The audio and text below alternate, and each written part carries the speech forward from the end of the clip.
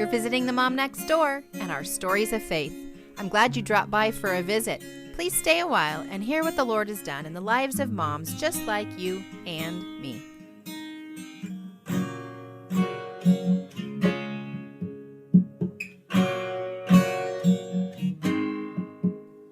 I hope all the moms listening had a wonderful Mother's Day in whatever way you celebrated. We're doing some new things here because I have another guy on my podcast today. I know I said it's the Mom Next Door, but you know what? I love moms and I love talking to women and hearing their stories, but there's definitely times that getting a perspective of a man is also important in our parenting journey, and hearing from guys, that's important. So I want to introduce you to Dr. Corey Gilbert. When my twins were 14 or 15, maybe you remember Corey, they got invited to another young man's birthday party. I think it was a birthday party. But it was a party with a purpose. And when my boys came home, they told me all about this dad that was there, and he gave a presentation. And I just thought that was really cool that they took captive that time of a bunch of young men getting together to speak life into them. And that dad who spoke was you. And so I'm excited to hear what you have to say. And I'd love for you to just introduce yourself and jump in. Well, thank you. Thank you for having me. Excited to talk to you and your audience, and look forward to our conversation today. I guess a little bit about me. I'm married, 18 years this summer, to my best friend, and have 3 kids. And so it's amazing to watch them grow, and that journey as a parent. We homeschool our kids. That's been a journey as well. My wife coming from public school teachers just as parents. It's interesting to watch that journey. But then I'm also a missionary kid, grew up in South America as a missionary kid. And so my first English class was like my senior year of high school. And so that's been an interesting part of my journey, even just navigating, and then now writing my second book, and my wife editing it and butchering it because my English was, my writing is so bad. And that bonds you as a couple. So I'm also a marriage and family therapist and speaker and professor at university, and just keep myself busy. I like that. I like that your wife is now your grammar teacher. Yes, she is. Oh, goodness, yes. Yeah, I remember the first time she helped me with that, I did not like it. It's like, I can do this by myself. And it's like, oh, gosh, you're so good at this. So Let her do it. Let her do it. Yep. Yep. So what are we going to jump in and talk about today? You have a lot of experience, and I'm trying to take apart the conversations we've had in the past to know even where we're going to jump in. So what do you see in the culture? What do you see with young women, young families? You work at a college, so even college students. Where do you see the culture, and how does that affecting our lives as moms and as women? I think my biggest concern right now in culture is how much we're listening to culture, and how there's subtle shifts in families that are going further and further away from the gospel, away from any kind of ethic that's biblical. And it's subtle. So seeing college students that already come in so jaded by the world, but they don't even see that. They just see that as, well, that's just love. And so their definition of love, seeing them get married and how quickly they can abandon the marriage because, well, it's just not fun. I'm not happy. It's like all the wrong measuring sticks. My wife and I got married and I was walking with a cane when we got married, and doctors said I would never work. And at 11 months after getting married, I ended up in the ER, and them saying that I wouldn't make it. That's marriage. Marriage is stuff that you don't expect. You wouldn't sign up for in some sense. And then it's full of incredible joys in the journey as well as you partner together. So my concern for so many is, for some moms and dads, they're running from something. So I see them homeschooling even to run from the world, and their kids end up graduating and they're a mess as well. I've seen that a lot. And I've also seen some that are, I guess, searching for something, but they don't realize that their past is haunting them, that they can't dream. And so it concerns me that ethic, that's kind of depth that seems to be lost right now. in families. Husbands and wives that are just completely disconnected. They're doing separate things. They don't talk much throughout the week. They connect a little bit over the weekend. They're just kind of surviving. As a Christian, to me, we should look different. And I just don't see that. I see us looking the same as everyone else around us, in debt and stuck and busy and reacting to the news, which we probably shouldn't watch because it's just insane. Just not living content and healthy and whole and gospel-centered, and raising our children to love other people, to care for others, to be intentional. So that's kind of where I'm a big burden for me. Yeah, sure. That's huge. And so I have to say, step back, and we see this issue going on right now. But often we humans just mimic the things that we saw. So we're stepping back even generations before us and maybe starting to model our marriages after what we saw before us. So bring us back to where do we go? What do we do? What does that look like? So yes, I think we do. We stick to what's familiar. It's hard for my mind to wrap around how someone who grew up in a home where they had a mother or father drink all the time and they're abusive, why would they ever touch alcohol? Yet the reality is that if you stick to what's familiar, so you saw that, you witnessed that, and then your go-to escape will be alcohol. How someone who was sexually abused as a child, why they would ever harm someone else. But as they get older, they stick to what's familiar. And so it's scary to me to think of all these things that we do and how we do life. And how do we disrupt that? How do we get a new dream in there? How do we get a new vision in there for our marriage, our family, the schedule of our home? It takes actually sometimes more trauma or something really bad to happen for us to finally wake up and change that intentionally. So my heart and my passion is to come in there and kind of mess some things up, and then create that new vision and that new purpose. And no, you don't have to be like that person down the street, because we're always comparing ourselves to other people. And with social media, that's a dangerous, false comparison.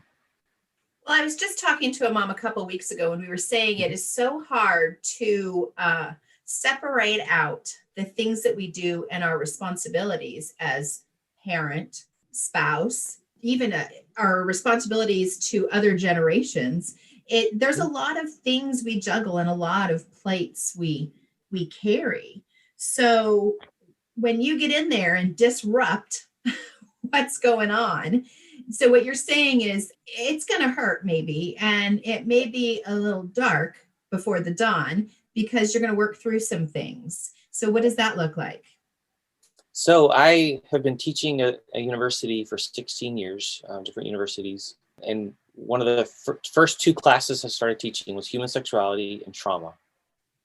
The trauma class started as a crisis counseling class. And then I started realizing, wow, we're not touching some of the depths of some of these scary issues like incest and sexual abuse and these things that I just started studying and learning about. And clients would come out of the woodworks with stories that taught me. And so 16 years of that. And now I've been licensed and working as a counselor for 21 years in private practice, seeing this stuff over and over and over. And what I've started doing the last couple of years is using the course that I've taught at the undergraduate and graduate level as kind of the backbone to walk through a person, a family, couple sometimes, but oftentimes it's just the wife, to walk through, how does my past haunt me? How does it reach its tentacles in and seem to mess with my life? And I feel stuck. I feel arrested. I feel I can't be present with my husband. I can't be present with my kids. I want to, but there's something holding me back. And so then I walk them through basically teaching. And what I have found is for most women and most couples, it's an 8-week course, when you get to the end of that, they don't need any more counseling. Just understanding that I'm not crazy, that I arrived here on almost even against my will, kind of honestly, that there's things that hurt me that I have not overcome, and I probably couldn't overcome just because I prayed about it or because it's just a snap of a finger. It's like I need to understand how that got me stuck. And I understand the power of shame and the power of hate and contempt and just the pathways we go to try to fix it, which ends up being a really good Band-Aid. And I am not present as a wife, not present as a spouse, as a mom. In that process, usually about 3 weeks in, I already see a different person. Every once in a while, at the end of the 8 weeks, I see some that go, okay, now I need to talk through some stuff more. But most of them don't, because I realize talk therapy means I talk about my story and I actually end up just reliving a lot of it, and I feel further harmed.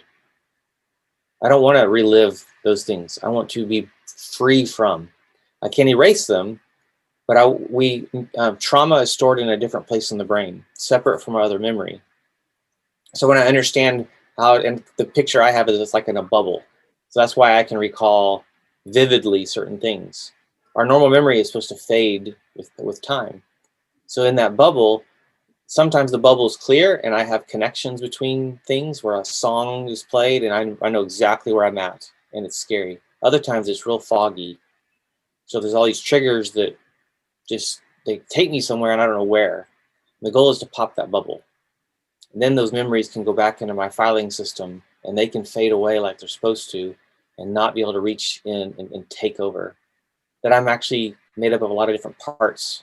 There's a part of me that's still 16. There's a part of me that's just can get angry. There's a part of me that's more that hurt part. When I understand how complicated I am, I understand I have more grace for myself. I can now put words and vocabulary to tell my husband or my kids, hey, this is what I'm really feeling. And it's like, oh, wow, I feel free now. I can stand up for myself. And I actually need to raise my boundaries more often than not lower them. Oftentimes we see boundaries as unloving, and it's like, no, if you don't take care of yourself, you're not helpful to anyone around you. So being able to have those are critical. And I see a lot of boundaries between a husband and wife where they're not being treated with respect, and a husband who really wants to, he just doesn't know how, which is where I like to partner with the couple and help her teach him and then him teach her, how do you love me? And it's a journey. What's his name? Sacred Marriage. Gary Thomas. The tagline for his book is, marriage is about not about making you happy, but making you holy. It's like, this isn't supposed to be this, pie in the sky, life's amazing and it's always wonderful. This is a journey, and it's literally the vows, and richer or poor, in sickness and health. I love the traditional vows because it's no matter what's around the corner, I'm in this together with you. And so sometimes the husbands don't know how to be in this with you, and she doesn't know how to tell him. So part of it's cleaning up some of that. And then you get to the end of this and you realize, I don't need to talk through stuff. I feel already different. I show up different. And my measuring stick and forgiveness has become something that is a no-brainer. It's not ever easy, but it's a choice I want to make because I break free. And then I can start dreaming again. That's, to me, the exciting part. I can now start seeing past just survival, or I can actually have desire and implement or seek out my husband or seek out certain other things that bring me joy where I was actually stuck. I think it's so common when somebody does have this history. I mean, any human nature, really. We just keep doing the same thing over and over, expecting a different result. And so what your course is going to do is to work through that so that you don't continually just run in circles. Right, exactly. So you are in Oregon, as so many of my friends and my guests are, but obviously this podcast goes out everywhere. So do you have tips of how people can find local connections, or is there, I'm going to make sure that at some point we put in your website, and I know they can find you. Is this course also something online? Yes. So for this part, it's trauma2transform.com. You go to trauma2transform.com, and it had a little video class that kind of teaches about this, and then you can sign up to actually talk with me. And my goal is to have as long as we need to, conversation to see if I can just help you right then and there. And then if you want to partner with me and us do this together, I have different ways to do that. If you go to my other website, drcorygilbert.com, that's where there's access to coaching and counseling and other courses. I have classes on dating, kind of a biblical picture of dating. I've got books, another one coming out here soon, and just have different resources, YouTube channel, podcasts as well. And just my goal is to love people and to serve people and to raise the bar. I was working with someone recently who was all about just finding freedom. Just my goal is to be able to go play. And I just remember kind of sitting there and going, no, my time on this earth, yes, I went skiing a few weeks ago. That was fun. I had a great time with Alex, snowboarding, and I enjoyed that. But it is back to work. Why? To me, there's too much need out there to just sit around and play all the time. So whenever I have extra time, it's more work. Why? Because I actually don't see work as work like a lot of people see work. I love seeing lives changed. To my students, as a professor, as a counselor, as a coach. I love to speak at events. I would love to come to your next anything event. I mean, and there's no cost. It's just, I'd love to be able to be a presence to your community and then see how I can bless them beyond that. I went and spoke at a men's retreat a few years ago, and it was funny. They didn't pay me anything, and that's fine. 2 years later, a guy reaches out to me from that and ended up becoming a client. And it's like, that's how I do this. Yes, obviously I have to get paid for stuff, but my heart is loving people, kind of exposing the darkness. Our culture right now, I think most of us are a little kind of jaded and twisted, and I'm constantly questioning myself even and talking to my own mentors and people about making sure I'm thinking right. I tell my students all the time, if anything I say from this position as your teacher, as your professor, is against scripture, then I'm wrong, and you have the imperative to call me out on it. Be nice, but please, please tell me, please talk to me, because it's that's my heart, is that everything I do and say is backed up by, bathed in scripture. Okay, so give me some tools, because I know that a lot of women do kind of have this stirring in them, and they know that they have some stuff that they are going to need to work through. They know it may be things that they work through on their own, but they also know that their husband does have a part or will play a part. If he's part of the issue in a negative way, or just her companion now who walks beside her as she looks back at things, what tools can you give us as women to talk to our husbands and let them understand the need for us to work through these things, and then also to get them to go ahead and just come with, because sometimes I know the guys aren't so interested in coming with. And that's the biggest struggle. I would say that's one of the biggest hurdles, especially when you involve finances. Like, I'm going to pay for something. And it's like, no, you're not. It's like, sometimes you just have to. That's the hard part. What I have found in my 21 years working with couples, almost every couple I work with, not everyone, but almost everyone, it started with her. She came in alone. And so she took the step to say, I need help. What we do is one of the first sessions is we're praying that he comes, if he's not already there. We're asking God to do something and stir in him what only God can do. And then she goes home with a lot more skills, or a lot more tools to know what to do and how to love him, how to draw him out. And then we go from there. Others, though, I never see the husband. They don't. And so one of my goals is to equip her. How do you change him? And the simple tip is, you change. We always want to change each other. Husbands and wives are always trying to. And it's like, the only way that I really change them is I change. I change the way I respond. If I'm a louder person, I shut my mouth. If I'm a quieter person, I learn to speak up. I do things that are different. It's called systems theory. When one thing changes in the system, the whole system has to adjust. Just like when a kid graduates and leaves the house, and you know this, your whole family has to adjust to the new family that's now missing that one piece that was a very important part of the whole. Even a little shift in personality, everyone in the family feels it and has to adjust. So if I can help her get words and vocabulary and understanding to what she really wants, she's his best teacher, way better than me. And so a lot of times that's what we spend a lot of time on, is helping her know what she's really looking for, needing or wanting, and then knowing how to say it and how to voice it. Every once in a while, I have a husband where he's not listening to her.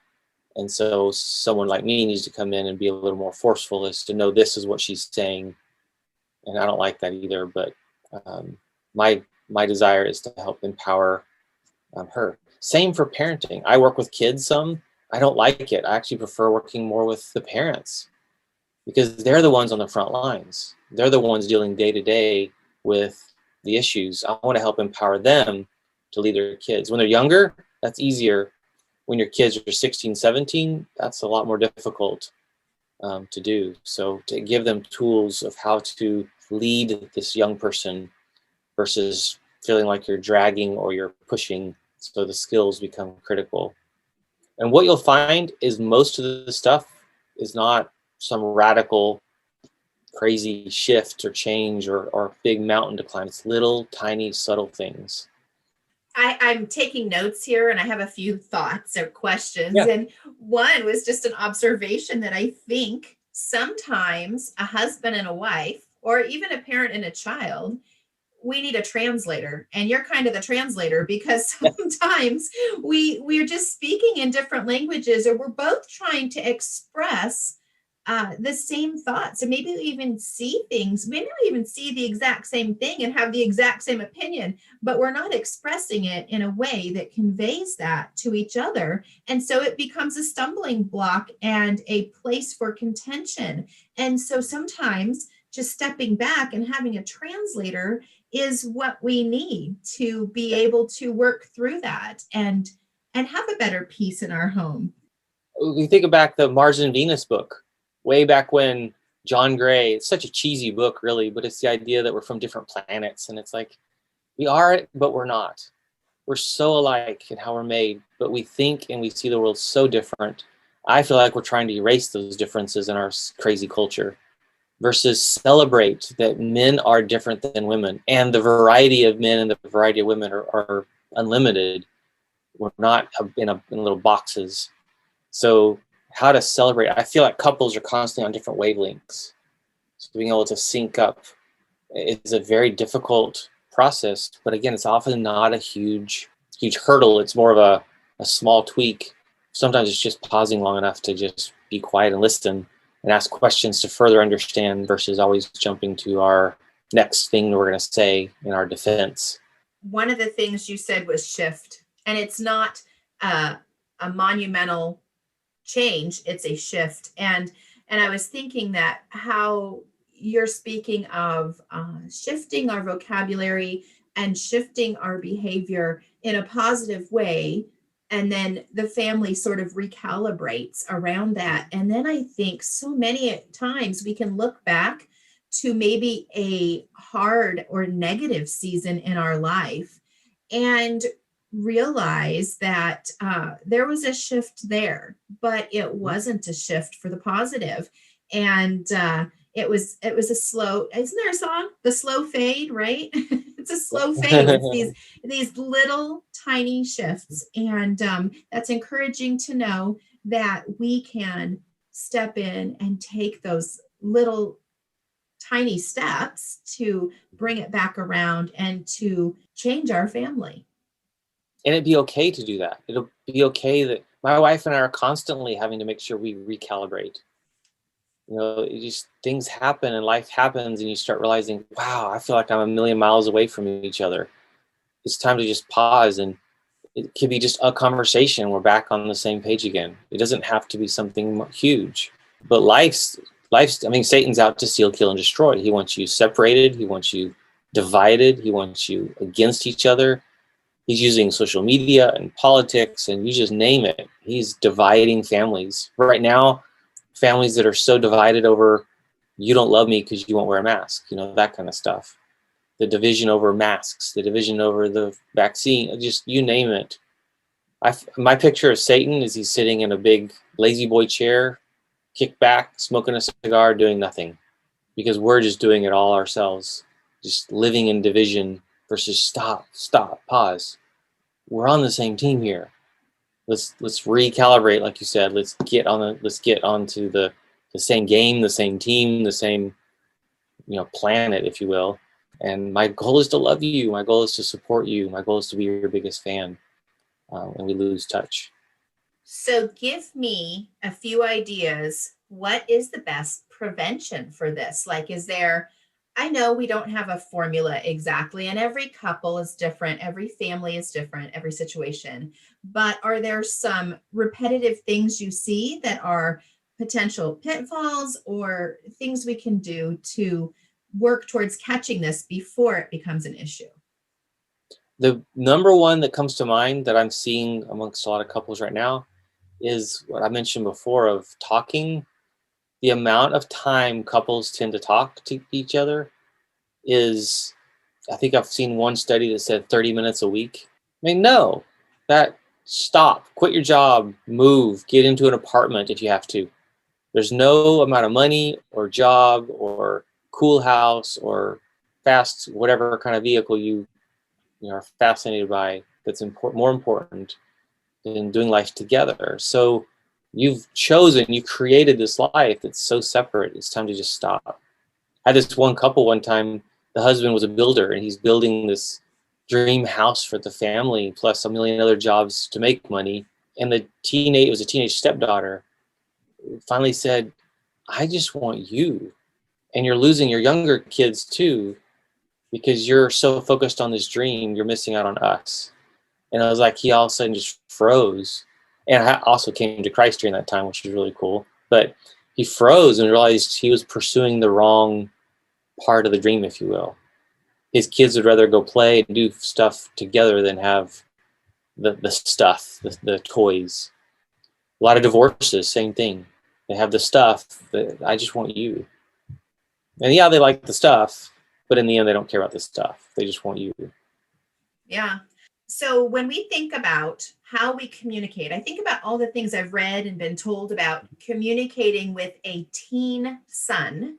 And I hear a lot of, guys don't want to talk. Your teenage sons don't want to talk. Men don't want to talk. But you're saying talking is so important. And so what I'm trying to figure out in my mind is there some point when, they say don't just sit down and talk to them, go do something with them. And it is in the doing that you create that communication and have that open door for conversation. So does that change when they're a man? Does that change when they're a husband? Or, is going and doing something with your husband when you have these talks beneficial? Or do you just sit down for coffee? Or what does that look like? Well, it's funny because I'm not the typical guy. I'm the talker. We joke in my marriage that I'm the girl. I'm the emotional one. I cry all the time. She's the intellectual, the smart, the steady, even person. She's a lot more. She's from the legal field. Yet it's being married has made my life make more sense and made her life make more sense. It's a really cool thing. And we met in our late 20s. She owned her own house. She didn't need me to save her life. Had a great job. Didn't need me. And the model we have of marriage is, find someone, especially a guy, and rescue her. And you're enjoying each other's lives, and you're actually enriching, hopefully, each other's lives both ways. So talking, it's funny how we did that when we were dating often, and then we just kind of put that up on a shelf. I strongly agree with it's in the doing. Think of a teenage son. Our teenage son's driving now, so he's a captive audience when he's driving us around, and that's been a fun place to have conversations. So finding something that you can do together. We go camping a lot. It's amazing what'll happen around a campfire. We do Boy Scouts, and so we finally had a camp out that was successful a few weeks ago, and us dads sat around the campfire for 7 hours that first night. I mean, just conversation after conversation. And it was so enriching. And we used to do this every month, but because of this past year, we've lost lots of campfire time. I don't understand this, but for some men, You facing them and looking in their eyes, they're going to shut down. Sitting at a ball game where you're staring out at the ball game, they'll talk forever. So I've had to learn, because this isn't me, how to sit next to a person side by side and talk this way when I want to sit and go. So it's figuring out your boy, your husband, and where do they, come alive or come out. And it's going to be different. It might be outside on a journey, on a trip, on a hike or something outdoors, or doing something. But we're all so different. That's back to where we need to be able to lean into those differences. My two boys are so different. And so I'm going to find them in different places, if you will. And I can't, cookie cutter.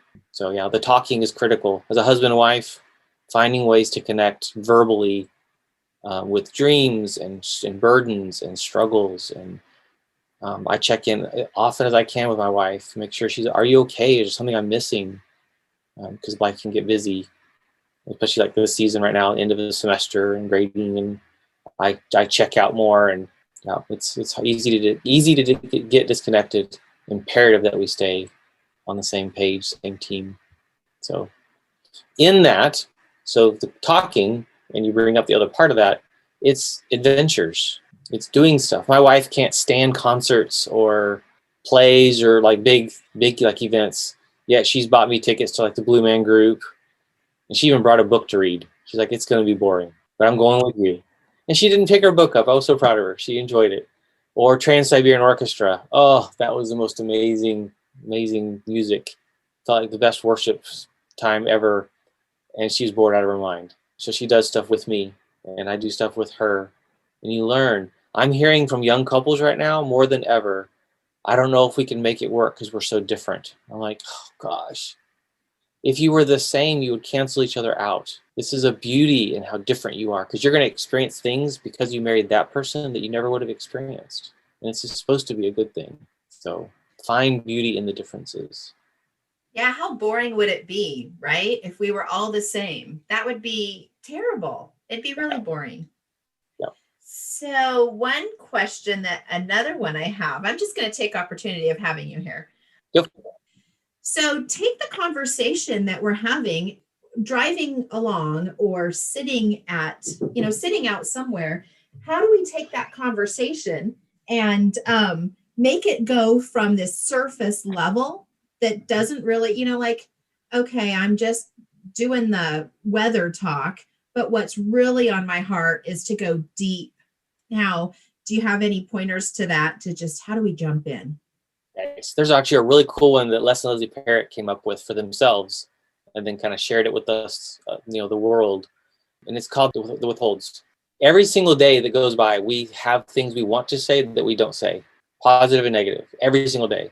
And if every few days you have the habit of kind of going, you know what, let's do the withholds. And the way they set it up was grab a napkin and write it down so you didn't change yours.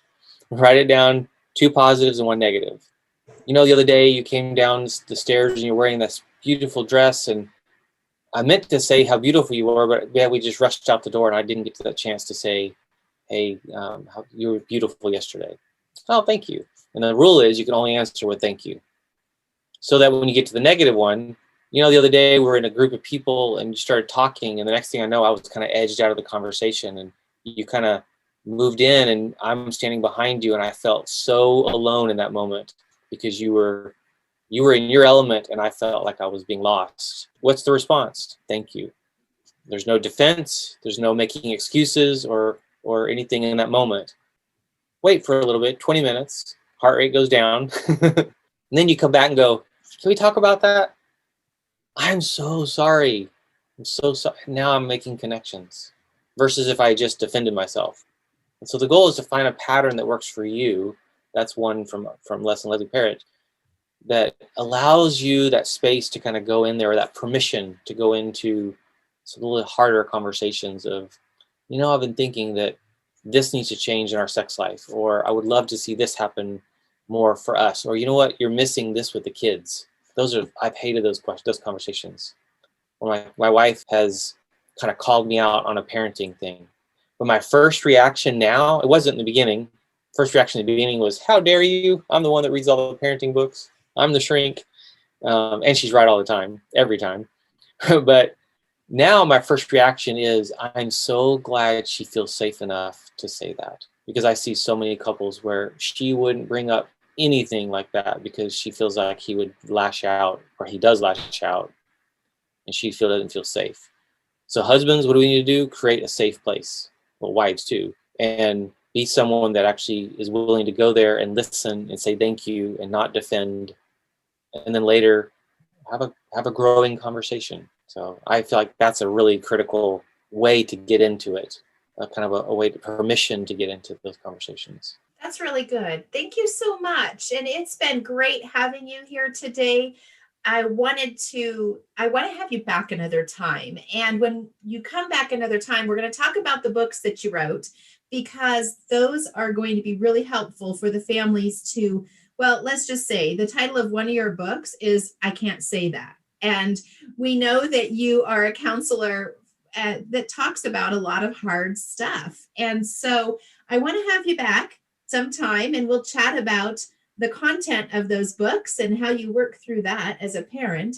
But for today, give again your website of how we can get a hold of you.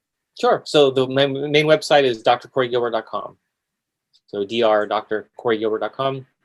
Go there. There's all that stuff. All the links are on that website, and places where you can fill out a form and just reach out to me, or even book a call for us to talk. Also through that, you can go to the traumattotransformed.com. So that's one of the main things I'm really focusing on right now. And it's conversations with you, women, moms who are really, really stuck, you're sick of it. And I want you to be sick of it, so much so that you're willing to go, I want different, I want better. I believe God wants better for me, for my marriage, for my parenting, my role as a parent as well. So we'd definitely be honored to talk with you. Well, thanks so much. And I just want to ask you if you would pray us out today. I will. Let's pray. Dear God, thank you so much for leading us and using us. It's so humbling to see. And I thank you so much for Pam and her heart and her desire to serve and influence and be a light in such a difficult, even this right now, season. Lord, may we as a family create a family that shines, that makes a difference around us, that others see and want to be a part of, or want to be to mimic, to do it that way themselves. This is a crazy, difficult life. We know that from disease, from health, from mental health issues, but also just the culture and how it's shifting so much. Lord, may we be able to make changes in our circle around us, whether it's getting involved in stuff politically, or whether it's reaching out to the neighbor that's struggling, getting involved in a local church. But I just pray that we don't forget our number one ministry, and that's our family. That we actually really dive into learning and growing as with the hat that we're the main hat: mom, dad, husband, wife, parent. God, I just thank you for that blessing. There's a lot of people that's all their heart's desire is to be either married or have children, and that door is not open yet. And I just pray that we can be good examples for them, for their future as well. And thank you for using us in each other's lives, because you so don't need to. It's so humbling, Lord. Just thank you for me, for the chance to have the permission and the space to have hard conversations. Again, may we honor you in all that we say and do, in Jesus' name. Amen. Amen. I hope that you've been encouraged or challenged in your faith today, and that something we discussed prompts you to grow deeper in your walk with the Lord. If it has, make sure you tell a friend so they can grow along with you. And if you or a friend would like to be a guest and share about God's faithfulness in your life, please email me at podcast@tendingfields.net. Because when we tell of God's faithfulness, we never run out of stories. Whatever is true, whatever is noble, think on these things